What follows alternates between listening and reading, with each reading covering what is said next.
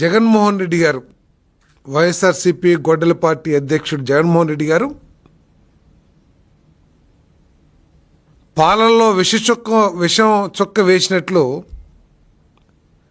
ప్రజల దృష్టిని మరల్చేందుకు ఈ ప్రారంభోత్సవం ద్వారా, అదేవిధంగా ఉత్తరాంధ్రలో జరుగుతున్న అభివృద్ధి పట్ల జరుగుతున్న చర్చ మూలంగా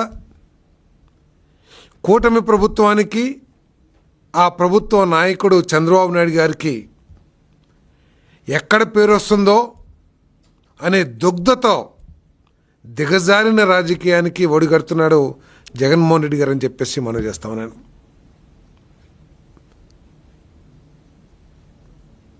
ఈరోజు వైఎస్ఆర్ కాంగ్రెస్ పార్టీ, గొడ్డల పార్టీ రాజకీయాలు ఏ విధంగా ఉన్నాయంటే, ఈ గొడ్డల పార్టీలో స్థానం సంపాదించాలన్నా, ఈ గొడ్డల పార్టీలో అవకాశాలు పొందాలన్నా, ఆ పార్టీ అధ్యక్షుడు జగన్మోహన్ రెడ్డి గారి దృష్టిలో పడాలన్నా ఎవరైనా సరే, ఎంత మంచి కుటుంబానికి చెందిన యువకులైనా సరే, గతంలో ఎంత మంచి పేరున్న పెద్ద నాయకులైనా సరే, వాళ్ళు రౌడీయిజాన్ని పోషించాలి, చట్టాలని ఉల్లంఘించాలి, చట్టాలని చేతుల్లోకి తీసుకోవాలి, దౌర్జన్యాలు చేయాలి, ఈ గంజాయి మొక్కల్ని పెంచి పోషించాలి. అటువంటి వ్యక్తులకే ఆ పార్టీలో స్థానం లభిస్తుందని ఒక అభిప్రాయం చిన్న కార్యకర్త నుంచి పెద్ద కార్యకర్త వరకు ఆ పార్టీలో పెరిగిపోతుందని చెప్పేసి మనం చేస్తా ఉన్నా. నేను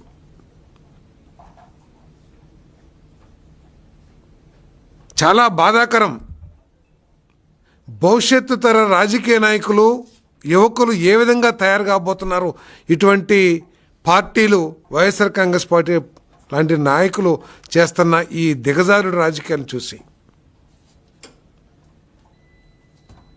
ఈరోజు జగన్మోహన్ రెడ్డి గారు ఎందుకు వెళ్తున్నారో ఒకసారి ఆలోచన చేస్తే, ఏదో ఒక గొప్ప వ్యక్తి మరణించాడనో, లేతే ఒక పేదవాడికి అన్యాయం జరిగిందనో కాదు ఆయనకి అక్కడికి వెళ్తుంది. సాక్ష్యాల్ని చట్టవిరుద్ధంగా తారుమారు చేసి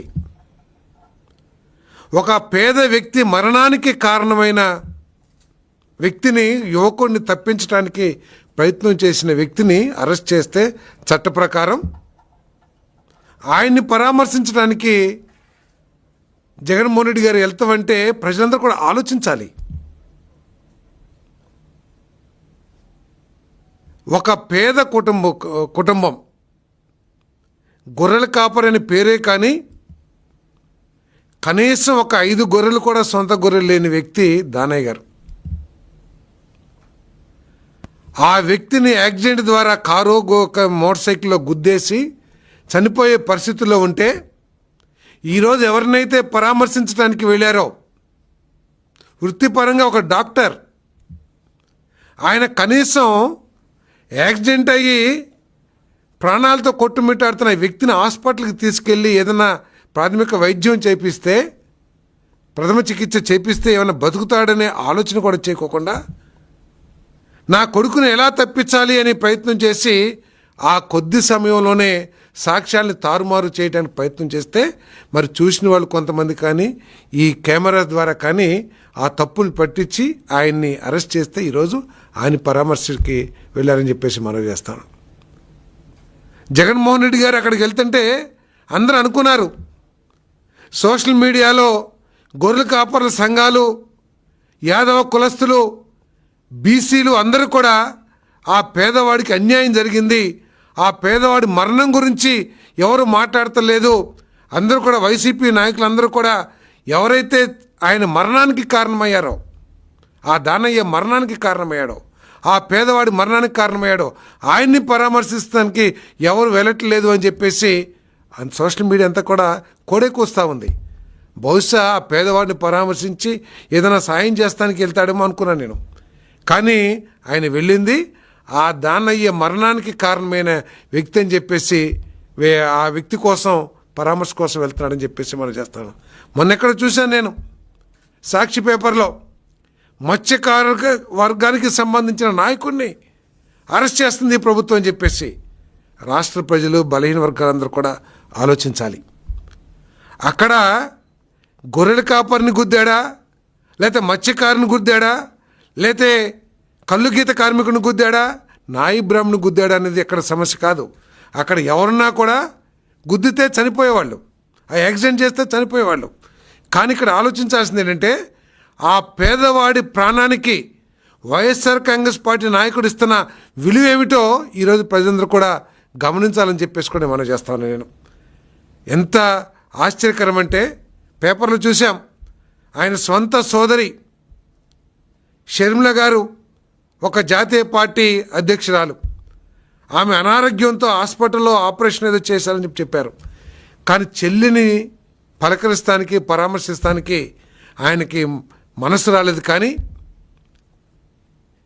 ఒక పేదవాడి మరణానికి కారణమైన వ్యక్తిని పరామర్శించడానికి అక్కడ దాకా వెళ్ళారంటే ఒకసారి ఆలోచించాలి. ఈరోజు వెళ్ళటమే కాదు, అక్కడ పరిస్థితి ఏమిటి? ఇంకా 48 గంటల్లో ప్రధానమంత్రి గారు రాబోతా ఉన్నారు. అక్కడికి ప్రధానమంత్రి గారు వస్తూ ఉంటే ఆ ప్రాంతం ఏ విధంగా స్టెరిలైజ్ చేస్తారో కూడా ఆలోచించేయాలి. ఒక ముఖ్యమంత్రిగా పనిచేసిన వ్యక్తి ఏ విధంగా నిబంధనలు లెక్క చేయకోకుండా, ఎందుకంటే ఇప్పటికే ప్రధానమంత్రి గారు వస్తున్నారు కాబట్టి ఆ నిబంధనల మూలంగా కొంత ప్రజలకి ఇబ్బందికరమైన పరిస్థితులు ఉంటాయి సెక్యూరిటీ రీజన్స్తో. ఆ నిబంధనలు కూడా కాలరాసి, ఆ నిబంధనలు కూడా తొక్కేసి ఆయన ప్రజలకి అసౌకర్యం కలిగించే విధంగా ఎందుకు చేస్తున్నాడో ప్రజలందరూ కూడా అర్థం చేసుకోవాలని చెప్పేసి మనం చేస్తాను. ఎంత ఘోరం అంటే, సరే పరామర్శకి వెళ్ళాడో తప్ప ఉప్ప ప్రజలు నిర్ణయిస్తారు.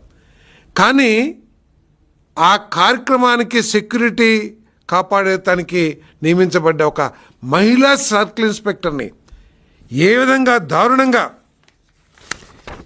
ఆ కార్యకర్తలందరూ కూడా, ఇంకా ఈ ఫోటోలో కంటే కూడా టీవీ విజువల్స్ చూశాను నేను, ఆమె తనని తను రక్షించుకోవటానికి ప్రయత్నం చేస్తున్న చేతులన్నీ కూడా ఆ పిడిగుద్దులకో లేకపోతే వాళ్ళు చేస్తున్న దౌర్జన్యాన్ని తప్పించుకుంటానికి చేతులు ఈ విధంగా నెత్తి పెట్టుకుని వంగి వంగి నడవాల్సిన పరిస్థితి వచ్చింది. జనరల్గా సిఐ దగ్గరలో కానిస్టేబుల్స్ కూడా ఉంటారు. అంటే ఈ నేర ప్రవృత్తికి అలవాలమైన ఈ వైఎస్ఆర్ కాంగ్రెస్ పార్టీలో కానిస్టేబుల్స్ని దూరం చేసేసి ఆ మహిళా సిఐని ఏకాకిని చేసి ఆ మీద ఏ విధంగా దౌర్జన్యం చేస్తున్నారో ఒకసారి ఆలోచించాలని చెప్పేసి మనం చేస్తున్నాం. ఈ విధంగా చట్టాలని తొంగలో తొక్కే పార్టీకి ప్రజాస్వామ్యంలో ఉండే అవకాశం ఉందా అని చెప్పేసి ప్రజలందరూ కూడా ఆలోచించాలని చెప్పేసి కూడా ఈ సందర్భంగా తెలియజేస్తామని నేను. మరి ప్రధానమంత్రి గారు వస్తున్న పరిస్థితుల్లో, సరే మామూలు పరిస్థితులను పక్కన పెడితే 48 గంటల్లోనూ మరి ప్రధానమంత్రి గారు ఈ రాష్ట్రానికి రాబోతా ఉన్నారు. ఈయన ఏదైతే దారిలో వెళ్ళారో అక్కడే ప్రధానమంత్రి గారి సభ కూడా పరిసర ప్రాంతాల్లోనే ఉంది. అంటే ఎటువంటి నిబంధనలు ఉంటాయి? హయ్యెస్ట్ సెక్యూరిటీ కలిగించాల్సిన వ్యక్తి ఈ దేశంలో ప్రధానమంత్రి గారు. ఆయన కోసం సెక్యూరిటీ ఉంటే దాని కోసం నిబంధనల ప్రకారం 8 వాహనాలకి అనుమతి ఇచ్చింది. ఎక్కడ కూడా కూటమి ప్రభుత్వం రాజకీయ భేషజాలకెల్లా లేదా వాళ్ళు చేసినట్లు ప్రతిపక్షం యొక్క కార్యక్రమాల్ని తొక్కేయాలి అని చెప్పేసి అప్రజాస్వామికంగా ఆలోచించలే కూటమి ప్రభుత్వం. అయినా కూడా మీరు మీ కార్యక్రమం చేసుకోండి అని చెప్పేసి పర్మిషన్ ఇచ్చింది. ఏ విధంగా ఇచ్చింది? 8 వాహనాలకు అనుమతి ఇచ్చారు. ప్రధాని రాక నేపథ్యంలో ర్యాలీకి అనుమతి ఇవ్వాల. రహదారులను దిగ్బంధించరాదు, మీరు వెళ్ళొచ్చు కానీ ఏ రహదారిని కూడా ఆపకూడదు, అంటే మిగతా ట్రాఫిక్కి అడ్డం కలిగించకూడదు. వాహనాలపై వేలాడుతూ రోడ్లపై గుమ్మికూడకూడదు. ప్రభుత్వ ఆస్తులను నష్టం కలిగించకూడదు. పోలీసుల సూచనలు పాటించి యాత్ర చేయాలి. దీంట్లో ఏమైనా తప్పు ఉందా అండి? మామూలు పరిస్థితుల కంటే కూడా ఒక ప్రధానమంత్రి, దేశ ప్రధానమంత్రి ఒక ప్రాంత